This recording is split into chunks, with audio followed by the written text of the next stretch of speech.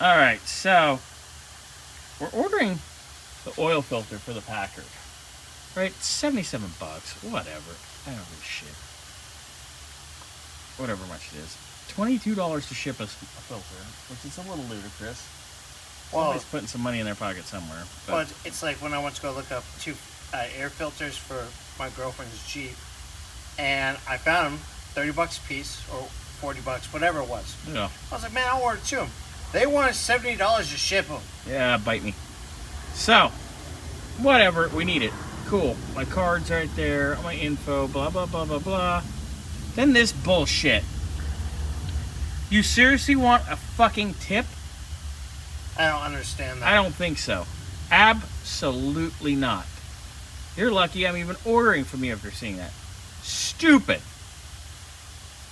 That's my rant. Not everybody gets a tip. Just the tip? You promise? I give the whole thing, but that's only like maybe 6 on a really good day. Well, it's better than 10%. Yeah. I don't understand that. This is stupid. This is not a bar. This is not a restaurant. This isn't even Starbucks. And frankly, Starbucks is questionable for tipping.